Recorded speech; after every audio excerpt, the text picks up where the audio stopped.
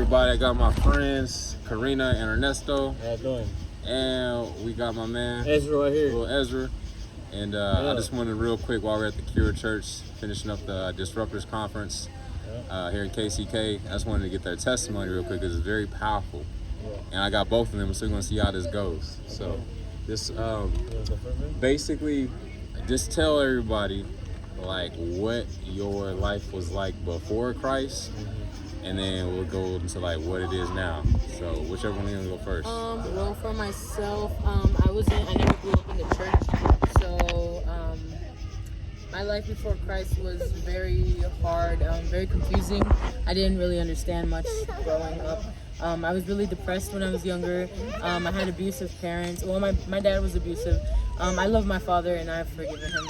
I love him and I honor my father, but he did impact my growing up. My mother was a very hardworking woman, but she also she had some issues of her own. When my parents were always arguing, it was just them and me and my little brother by ourselves.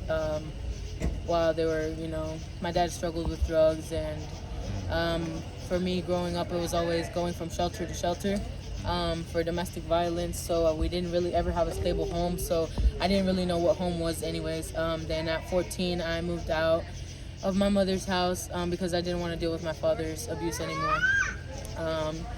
I started doing drugs, started smoking weed, doing drugs, alcohol, hanging out with the wrong people, and trying to fill a void that, I wasn't really able to fill because I didn't know what I was missing. Come here, son. Hey, it's okay.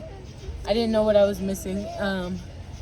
And at the age of 18, I became a manager at McDonald's. They were, I was working was one thing that I was always kind of like used to distract my mind, just making money. Somehow you went to the crazy home. Oh, I went to the crazy home. Yeah, I went to the crazy home for I was not the best child. But anyways, fast forward. Yeah, we're gonna get the full story. It's okay, yeah. We're gonna get the full story eventually, yeah. Yeah, I don't mind answering questions, but I'm just trying to make it short because it's a long testimony. Yeah, we're gonna get the full one eventually. So I was actually high one day at work, and Pastor Marisha comes in, and they're pastors here. They're pastors at the Cure Church, and they're witnessing to me and my husband's sister, and I kind of just ignored it. I kind of don't even really remember what they were saying to me, but I remember her like trying to drag me to go to church all the time. And she's like, hey, what are you doing in the streets? You don't have anything better to do. You should go to church. And for the first time that I went, it was a praise chapel. That was the first time that I ever heard God speak to me, but I was scared because I didn't know what it was like to hear God's voice. I heard Pastor Jason's testimony, and it was deep to me because, they were on drugs and they were stealing cars, they were doing stuff they weren't supposed to be doing, and it fit my lifestyle like perfectly the way that they were describing it. So but it was nothing that had ever happened to me before, so I was like, I don't know if that's God speaking to me or if it's some type of like witchcraft, like they're like, no, seriously, like this is witchcraft. They know exactly what's going on in my life. So I don't know, I thought it was really weird, so I didn't want to go back because I never had I was Catholic before because my family's all Catholic. So in Catholic Mass, it was never like that. It was not about it. It's not about a personal relationship with Christ. Not to call out the whole religion, but it wasn't for me. It was just about sit there and listen to the word, and I was never touched by anything. So, but I definitely feel like that I needed that. I still didn't go back to the church for a long time, and I got really bad on drugs. I got on drugs really bad when my mom got deported. Hey, you're okay. My mom got deported. Well, I was still on drugs from the age of 14. Can you take him for a second, please? My mom got deported, and I lost my sisters to that as well because they were the closest people to me, so it impacted my life a lot. I had a hard time letting go of drugs, even when I was pregnant. And it makes me sound like a bad parent, but, I was just struggling with a lot at the time. I was living in my mom's garage because we lost everything. And somehow, I wasn't back in church yet, but everything started falling back into place. As soon as I had my son, I went right into rehab. I didn't want to lose him. Told God I'll do whatever it takes to have my son in my life, and so I did that. Later on, I moved to Lee Summit in Missouri, and my man had got arrested. He got arrested, and so I was like, oh man, I have to do it all by myself. Is Ernesto or yes, okay. Ernesto. Yep. Ernesto got arrested, and I was like, I gotta get it by any means. I found a babysitter, went and got a job at this place called Gus's Chicken. Down the street there in Down Lee the Summit? street, yep, on Chipman Road. And then I'm just working, getting to learn the cash register, and I see Pastor Marisha and Jose walk in, and I'm like, no way, I haven't seen them in years.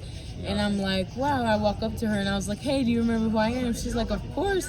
And I write, I'm like, yeah, I have to get your number before you leave. Well, I only worked that job for like 1 week and I quit. So it was like I just went to that job so that I could meet them there. And they were like, hey, we're pastors now. You guys are more than welcome to come to our church. And we don't have a car. So they're like, we'll take you. And I got saved, and I don't know. I know everybody says like your life will never be the same again, but my life is not the same anymore. It wasn't easy. But it didn't take as much as years. It's taken like a couple months, and I've been completely sober from even drinking. Like I don't even drink even a little bit, and it's not because I've tried to be hard on myself, but I actually have a brother that needs a transplant, and I would love to be able to, if I am compatible. If I'm compatible with him, I would like to be able to, donate my kidney to him. It would be shitty to something to happen to my brother and I can't help him because I'm not sober. So, and also because of my son, I don't know, I got tired. I hit rock bottom, and we lost everything. We're living in like income-based apartments and still can't afford things, and it's like everything's going to drugs. And I was like, Lord, you need to take me, take me as I am and help me. And I came to him, and I came to his house, and I felt filthy, and I said, I don't care. I feel humiliated, and I still got on my knees, and I said, do something with me because I know that you can. And it's just getting better by the day, and I'm just trying to remember to stay humble, because even though he's moving really quickly in my life, it wasn't a quick process at all. It took years. I'm 24 years old, and it's been like that since I was very little. So I know he's doing great things in me, and I'm more excited to reach out to other people and tell them, it's more strong when there's a personal testimony to it, for sure. So what is one thing that you would tell somebody that's like on the fence about their, like, they're confused about Jesus, or they're kind of like, they don't know, they're kind of like, they're like, I don't know about this guy. I've always known that, Jesus is our Savior. I've always had the faith in my heart, but I limited his power. I always limited his power, and I would say don't limit him. If you've tried everything, then try Jesus. If nothing's worked out for you, just try Jesus. It doesn't hurt, It really doesn't hurt, because you try everything and waste all your energy on everything else. Just try Jesus. Just give him a shot, and I promise you, it won't fail you. He won't fail you.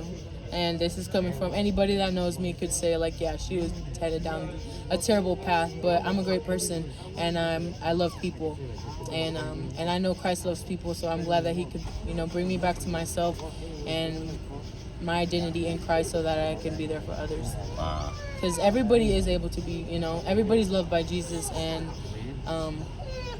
I know what pain is like. Trust me, I know what pain. I know what abandonment is like. I know what being suicidal is like 100%, and I can tell you that your life is worth it. Because now I have a son, and he's crying over there, but I have a son, and he's amazing. Yes, and he's got quite the personality on him, and I'm blessed to have him. Praise the Lord. Well, that was the Cliff Note version. Eventually, we're going to get the full version. Yes, of course. I just wanted to get that tonight, because I felt it in my heart. I wanted to share that with people that need to hear that. So. Awesome. Well, I'm glad that All you right. did that. I'm going to get Ernesto separate real quick. Okay.